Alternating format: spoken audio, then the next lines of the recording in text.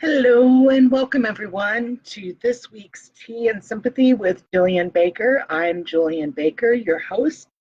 And before we get started, I wanted to let you know what tea I'm drinking. Today I'm drinking this tea. I always do everything backwards here. The Yogi brand green tea and kombucha. I've been feeling a little under the weather the last couple of days, and this really boosts your immune system. So I've been enjoying that, and it's really delightful. Even if you're not a big green tea drinker, the kombucha in it just really makes it tasty. I love that stuff. So that's what I'm drinking today. When you hop on, whether you're live or if you watch the video after it's been uploaded, make sure that you tell me what you're drinking when you watch, whether it's tea or wine or soda or whatever. And let us know. We've had some really interesting choices last week, so that was fun. So today, I'm going to hop right to it. And I also wanted to say, if you show up live, make sure that you leave me a comment so that I know that you're here. But also know that sometimes Facebook doesn't allow me to see the live comments. And this happens to everybody who does lives. I know it's not just me because I'm in other groups where this happens. So just know that if you are typing away something in there and I'm not responding to it, that I can't see it, and I promise to respond when I finish the live version. Okay, so this week we are talking about the third book in the series, Murder Over Medium. And this book happened much more quickly and easily than either of the other two books. And I thought, oh, that's wonderful news. Now all of my books are going to start, happening so much faster and easier. And once I was done with this, I learned very quickly that that was not the case. I'm not really sure, but the muses really wanted me to bring this one to the public. So it was so much easier then, and probably that was because I had learned a lot, not only going through the writing process two other times, but also just I had been doing a lot of reading about how to organize, how to structure a novel, specifically a mystery, because there's so many little pieces to it where I always have to go back and say, I don't think there's enough clues for the reader. So, I have to go back in and find little places to put in clues. Sometimes, like with the one that I'm writing now, I'm finished writing it. I'm revising right now, Liable to Kill. That will be coming out in April. And with that one, it's taken me a year to write. And it's been, I've learned a lot about my writing process, just myself as a person and how I work best and how I hold myself back by doing different things. Hi, Mary. Hi, Mary. So glad you're here. So glad you made it today. And so this, the next one was really, I had to work through a lot of things.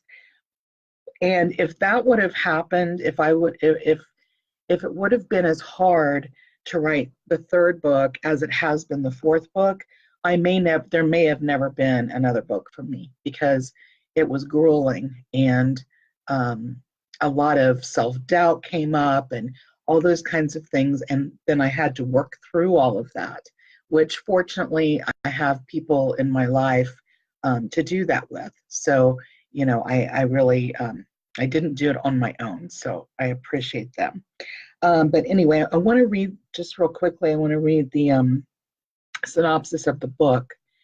Former English professor turned blogger Jade Blackwell is enjoying her predictable routine when trouble comes knocking in the form of an old friend and colleague. Unbeknownst to Jade, Gwendolyn Hexby is no longer the successful academic she once knew and trusted. She is now following a new calling as a psychic medium, a contentious career that flies in the face of the logic and deductive reasoning that Jade values. At first, Jade welcomes the visit, but things soon turn bizarre as Gwendolyn brings only disorder, danger, and disruption. When a murder is prophesied and a beloved pillar of the Aspen Falls community winds up dead, Gwendolyn becomes Sheriff Ross Lawson's prime suspect. To get Gwendolyn out of hot water, and more importantly, out of her house, Jade attempts to prove her friend's innocence. Jade believes she's finally discovered the truth, but is soon brought back to reality when she learns that not all is as it seems in the realm of the metaphysical, not even murder. Return to the Jade Blackwell Cozy Mystery Series in Murder Over Medium, as Jade jumps into the fray of a territory not governed by logic or reason in either this world or the next. So that is the synopsis for the book. And one of the reasons I think this was an easier book to write was because I really had some fully formed ideas about what I wanted to communicate with the reader for this book, where before I was just kind of learning my way through and how it all worked. And so this one, I had some ideas. One of the things that I really wanted to play with was Benjamin Franklin has a quote, "Guests, like fish, start to smell after 3 days." And I have found that so true. Whether I'm the guest or not, usually after 3 days, I'm ready to get back to my routine. Like Jade, I really love my routine, even if other people looking in think it seems super boring. I enjoy it. I like to know what's going to happen next. And so I thought, well, what else Jade could have a guest show up. At first I was going to have her be unannounced, but that didn't feel quite right. And so I decided, she'll be an old friend and colleague, and she'll show up.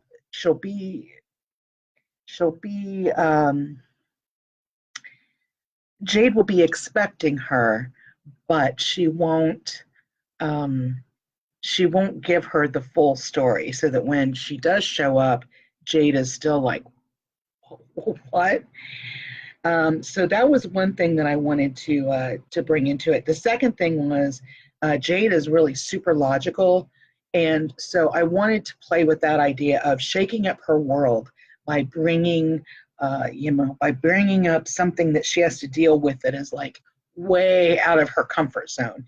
And when you've got a guest staying with you and they're forcing you out of your comfort zone, there's not a whole lot you can do because you're the host. So that all of that kind of back and forth between the love of an old friend, and Jade has a lot of respect for Gwendolyn because she really helped her out as a new college professor.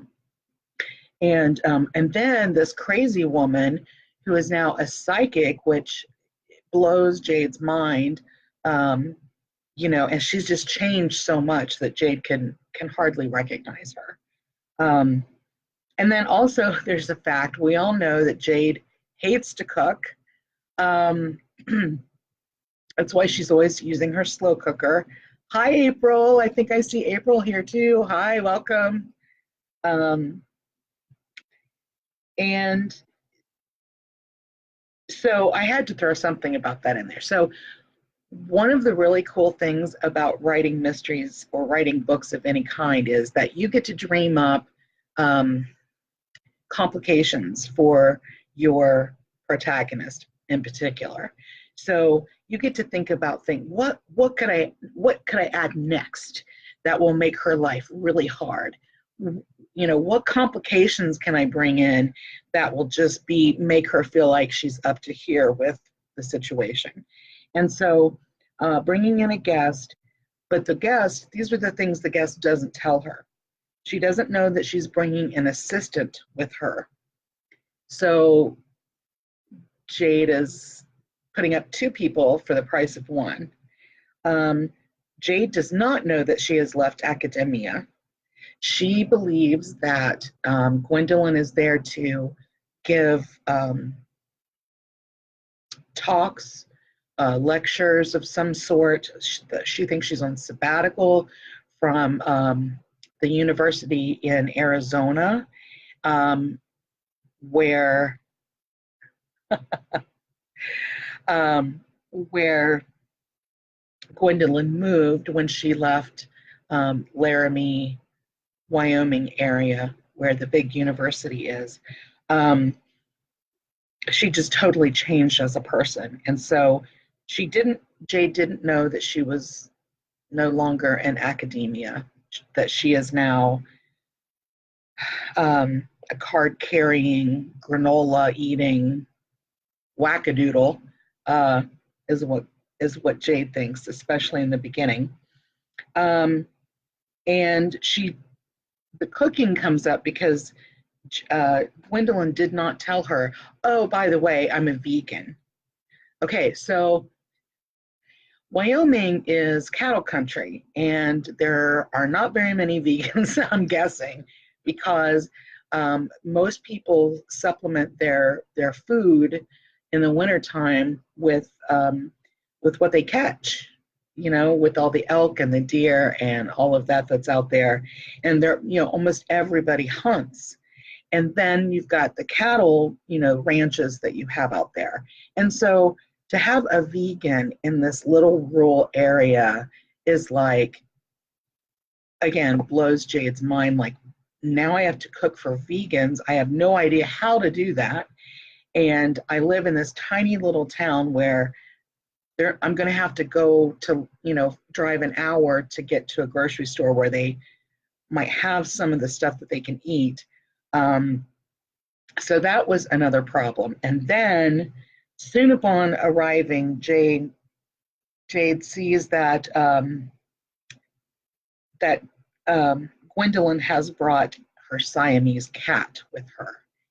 And Jade hates Siamese cats. She's scared of them.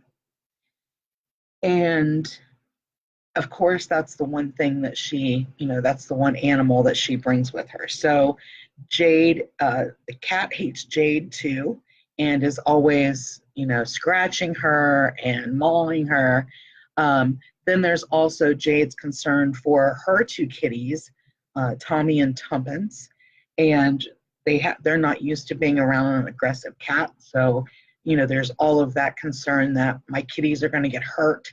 So it's just total mayhem.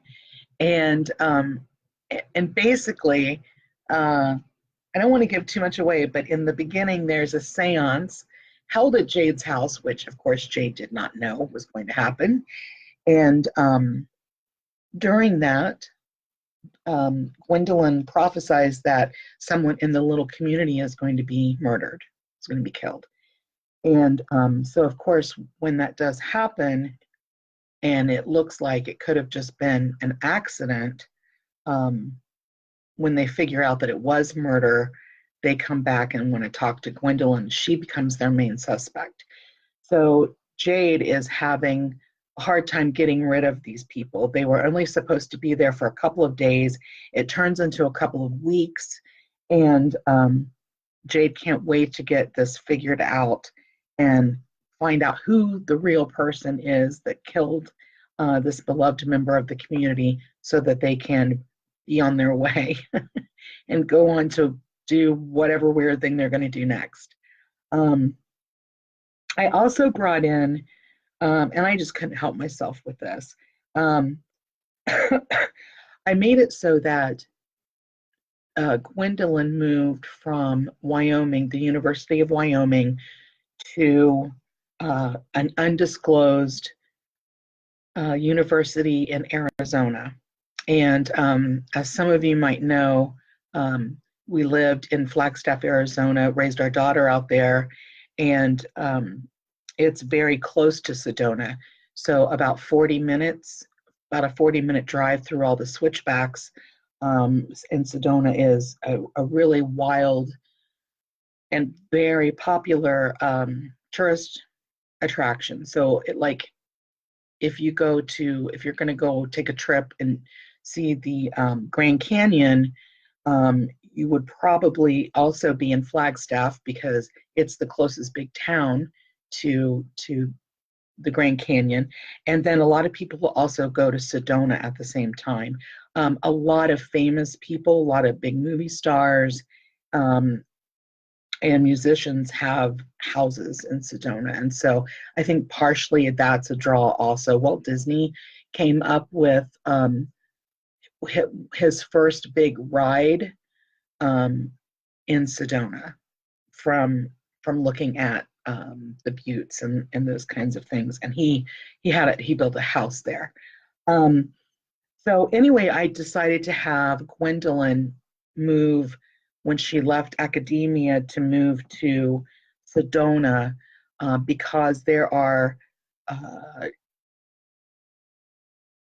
serious granola folks who live there. Big hippie town, lots of crystal stores, and they have what they call vortexes there. And I won't go into all of it, but it's like a surge of energy that can be used for healing and different types of things. And I've actually experienced one of them, and it was truly amazing.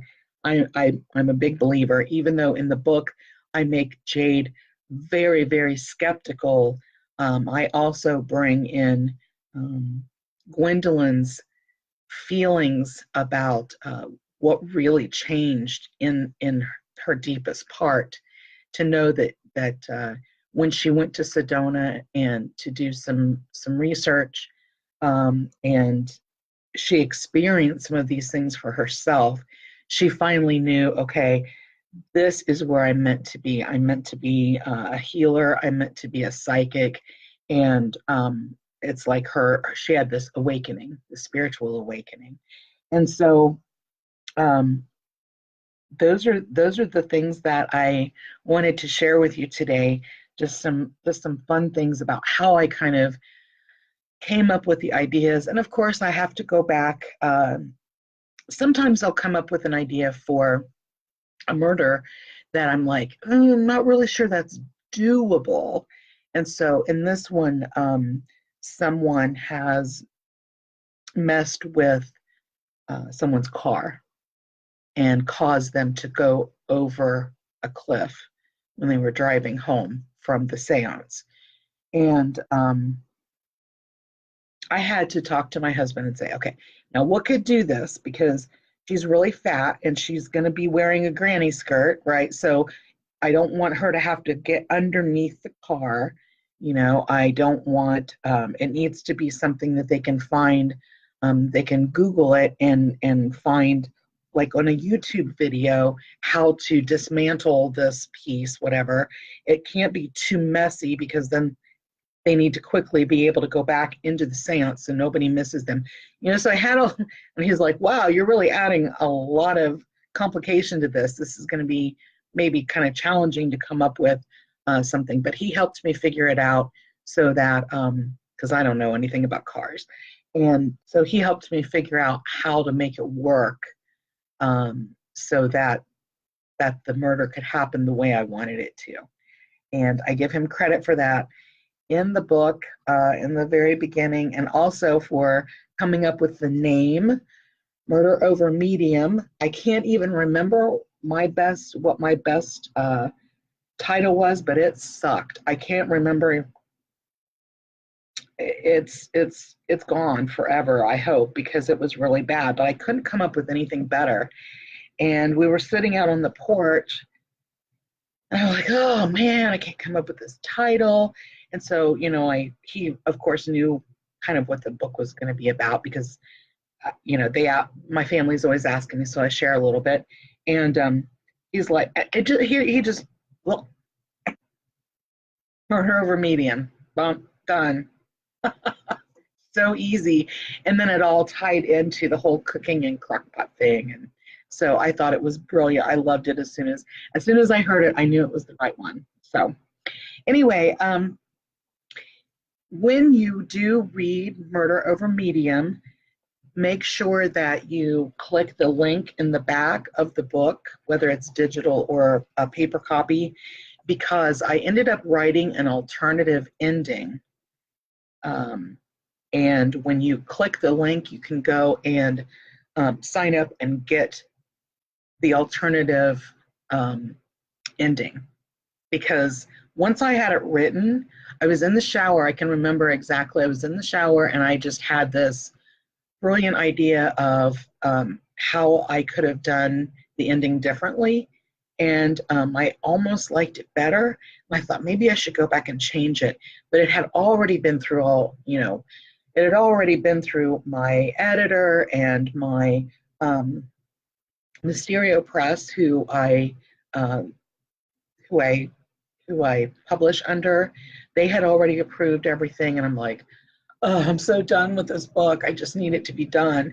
And so I thought, oh, this is still a really fun way that people could get to pick and choose which one they liked better. And so make sure that you do that, because I got an email just this week from someone who read it, finished the book and then read the alternative and told me which one she liked better. And so it's about half and half, honestly, about what people like. So that's kind of fun. So I want to make sure that you guys do that. I put a link up to where you can grab your copy of Murder Over Medium. And if you're not in my, if you don't get my emails, make sure to go over and sign up for that too. I put the link there. Each week I send out an update on, stuff like this, tell you what's going on with my writing of the newest book that I'm working on. And I have a new series coming out, and I haven't talked much about that yet, but that will be coming up. And of course, as it gets a little closer, in a couple weeks, I'm going to start talking a little bit more about the new Jade book, which is called Liable to Kill. So I'll be sharing the book cover and all that good stuff. And all that stuff happens only exclusively to the people who are on my email list. So you want to hop over there and join me there. So thank you so much for joining me, and thanks for watching. If you weren't here live, that's fine. Make sure you drop by and say hi, ask any questions you might have, and tell us what you're drinking while you're watching. And I will see you all next week for Tea and Sympathy with Jillian. Have a great week.